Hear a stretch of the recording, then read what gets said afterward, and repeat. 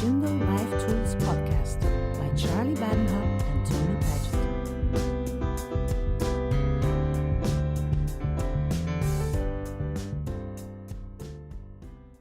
Hi, everyone. Today's podcast will help you to stay on course and accomplish the tasks that are important to you.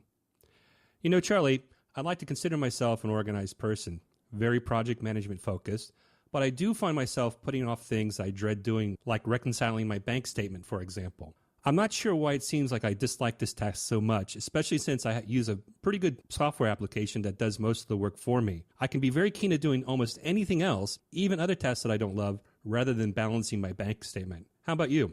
Well, you know, recently I decided to finally clean up my veranda garden after the winter. And here's what happens for me in my life. On the way out the door to fulfill my noble task, I took a quick look at the morning mail and noticed a past due bill. So in order to not get in trouble with my credit card company, I ran back in to write a check. And upon reaching for my checkbook, I saw there was only one check left. So I called the helpline of my bank and asked for more checks. But I didn't have the security code for my bank account on me, so I had to hang up, access my computer, and find the code. Mm-hmm. So I woke up my computer to get the code, and the phone rang. And my neighbors on the line asked me if I can move our bicycles so we can get a delivery. Right. So as I move our bikes, I see another neighbor taking out their garbage, and I realize I need to quickly do the same. Mm-hmm. And I'll tell you, I could go on a bit longer with this story, but the end result is that even with the best of intentions, my veranda garden didn't wind up getting cleaned up. And I also never got back to the bank in regard to getting new checks. Well, interesting story, Charlie. But, you know, what we're doing right now is actually not getting to the podcast. So we better rein ourselves in here or we'll wind up not getting to this episode done at all. So let's get back on track, huh? Yeah, and good that you don't let me get sidetracked because I am very good at doing just that. So for today's podcast, first I'm going to talk about 5 typical reasons why people procrastinate. Mm-hmm. I'll go into the 5 typical reasons soon. Then I'll lead us through a 7-step tool to help people begin and complete the tasks that are important for them. The 7 steps for this tool are the following. Step 1, determine one task that you want to begin now. Step 2, make believe your task is already successfully accomplished and make a statement about how you feel and the benefits you achieved. Step 3, take the detailed statement you made in step 2 and turn it into a visual image. Step 4, do away with any possible distractions. Step 5, keep your good feeling in mind and begin. Step 6, promise yourself that you won't work on the task for more than 15 minutes at a time. Step 7, break your promise whenever you like. And at the end of the podcast, of course, as always, I'll do a recap. Sounds really interesting, Charlie. Great. So without further ado, let's start off with the 5 typical reasons for procrastinating. Sure. 5 typical reasons for people procrastinating are these. First reason, people want to do a task perfectly, and thus they spend a lot of time running around in their head trying to work out all the possible kinks before they begin. The more people want to be perfect, the less likely they are to get out of the planning phase. I can't tell you how many times I've had clients say, I never got started because I was never able to figure out exactly how to proceed. And my thought is the only way to proceed is to begin. Well, Charlie, if I can just interrupt you there, isn't this more really about perfectionism rather than procrastination? In other words, I see procrastinating as beating around the bush, and I don't see that with perfectionists. Well, interesting, Tony. You know, there might be a value judgment here that's getting in the way of better understanding. Okay. So let me ask you, do you think that one way of not completing a task might be better than another way of not completing a task?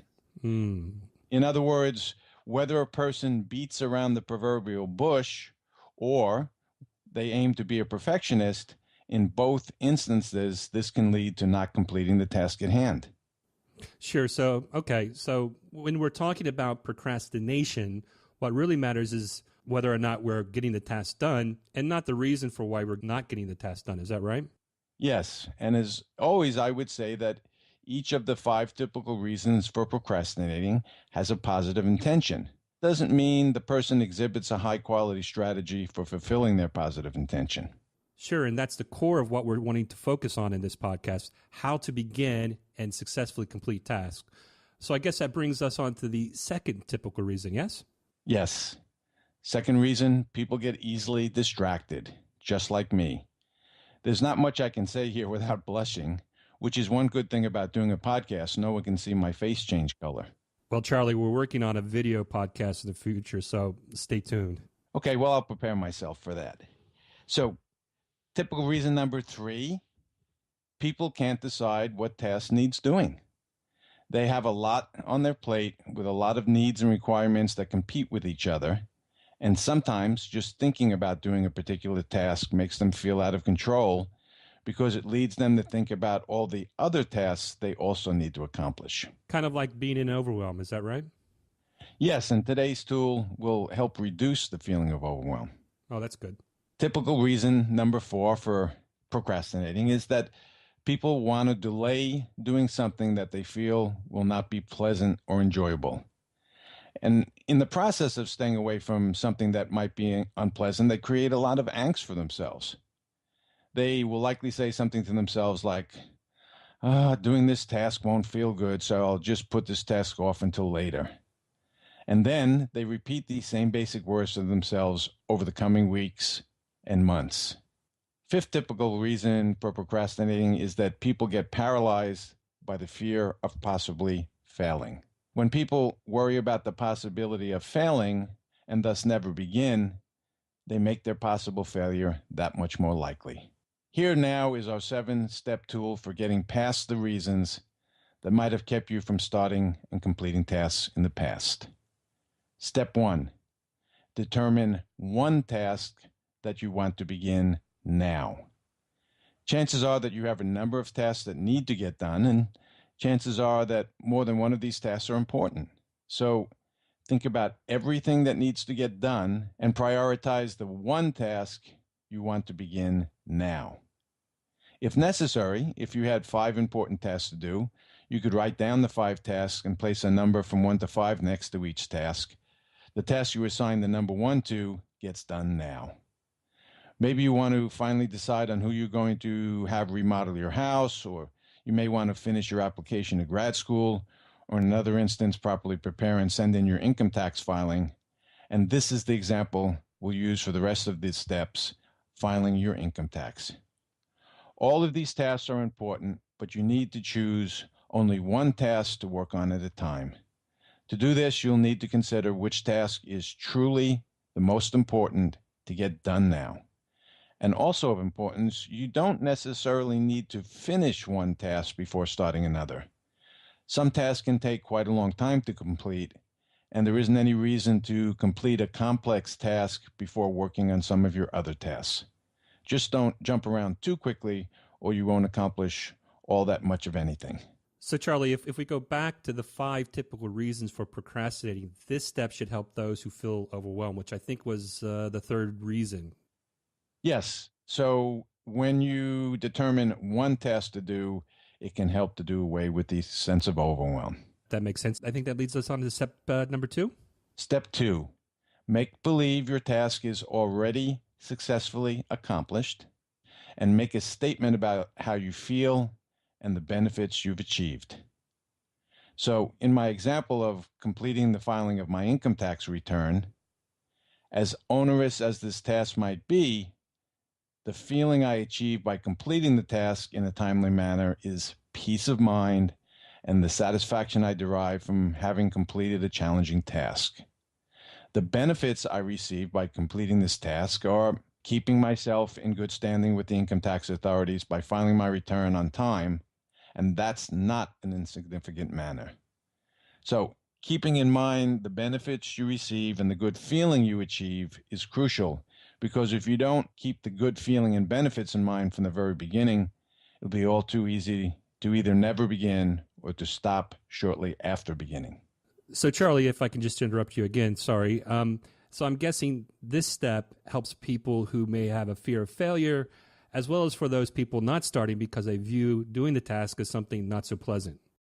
Yes, that's right. And moreover, the more displeasing a particular task is, the more pleased you'll feel once you've completed the task. And that's a very interesting fact of life, I think, and something important to consider. Yeah, isn't that interesting? I never thought about it like that. The displeasure of certain tasks only really shows up when we don't complete the task. In other words, we procrastinate. The pleasing part comes only when we actually do complete the task. In actuality, we actively engage in displeasing ourselves when we actively engage in not in completing the task. Does what I say make any sense at all? Yes, very clever, Tony. And yeah, I think it's really important to consider when we procrastinate what we're doing when it's all said and done, or actually when the task is not all said and done, is simply frustrating ourselves. Wow, yeah, I never thought about it that way. Very interesting, Charlie. And maybe that takes us to step 3. Yes, step 3, take the detailed statement you made in step 2 and turn it into a visual image. So make a detailed image in your mind's eye of how you'll feel, look, and perform once you've successfully completed your task. Having already clearly stated the good feeling and benefits to yourself, now's the time to make a visual image of what you and your life will look like once you've achieved your goal.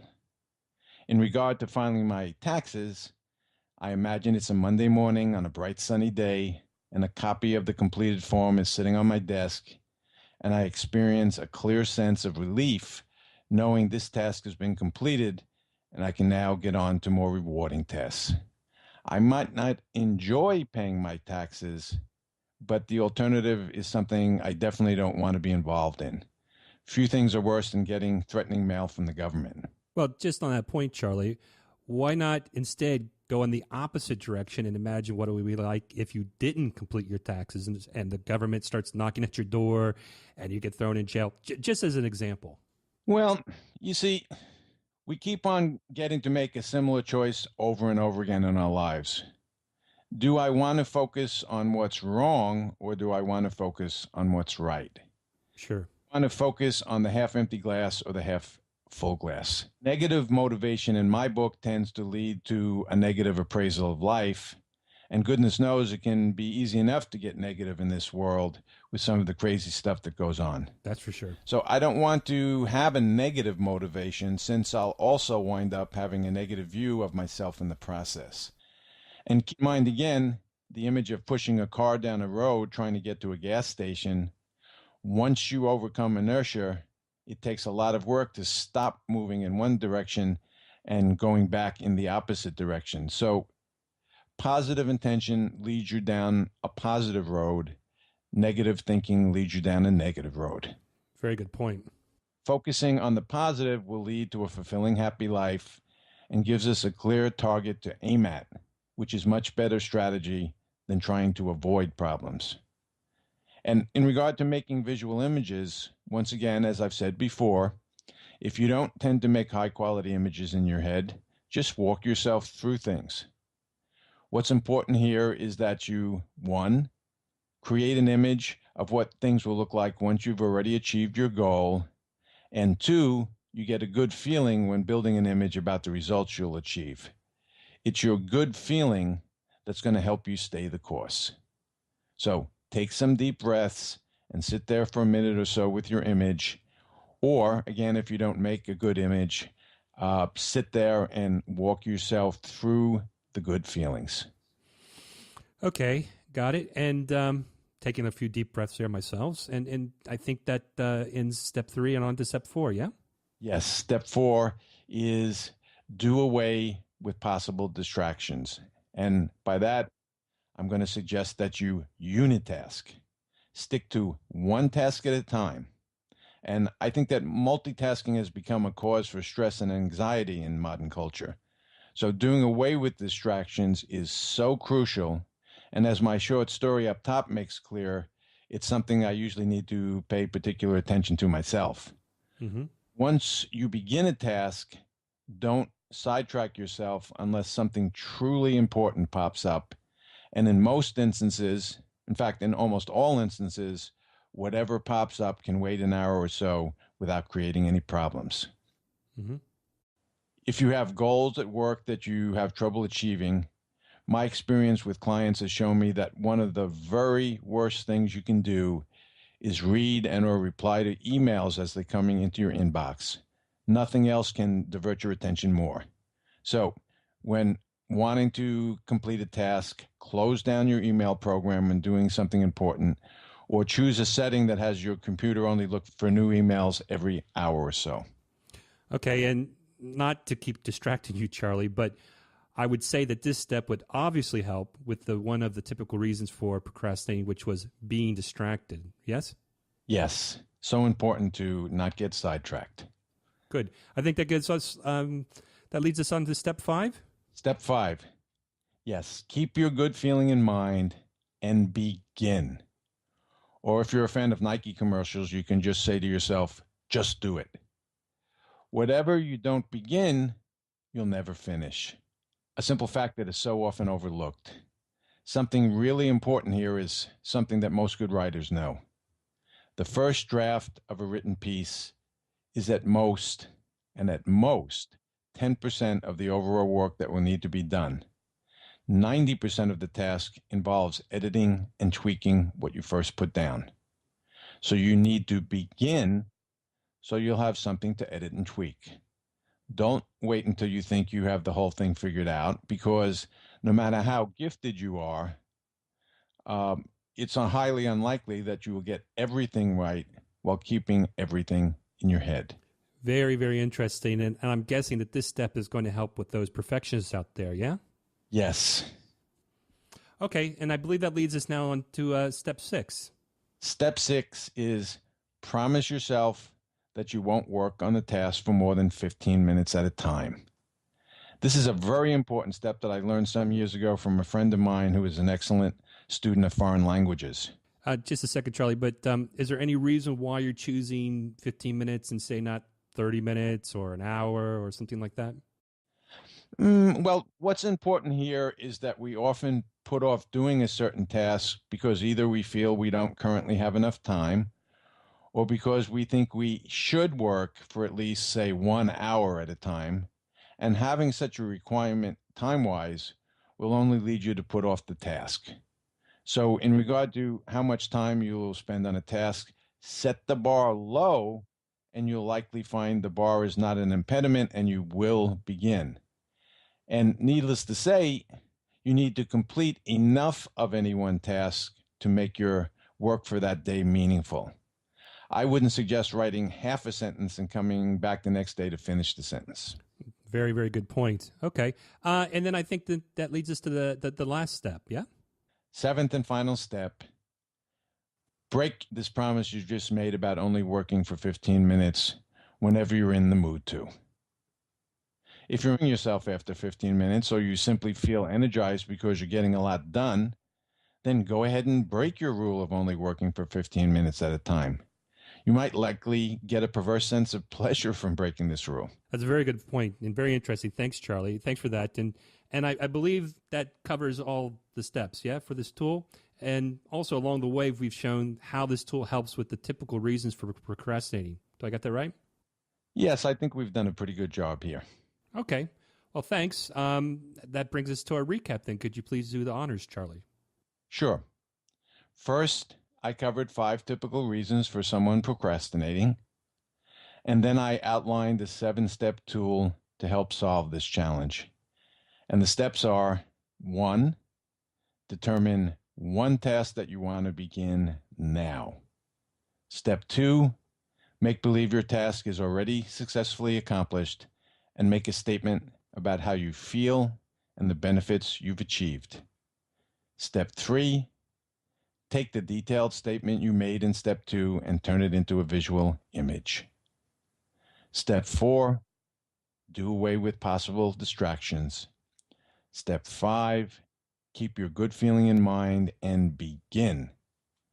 Step 6, promise yourself that you won't work on the task for more than 15 minutes at a time. Step 7, break your promise whenever you like. Well, that's great, Charlie. Thanks for that. 7 steps and, not such a long podcast, very concise. Thank you very much. And just as a reminder to our listeners, if you have any questions or feedback, please visit our community forums at seishindo.org. and that's seishindo.org, SEISHINDO.org. Okay, thanks, Charlie, very much for today. Really appreciate it. Talk to you later. Okay, bye, Tony.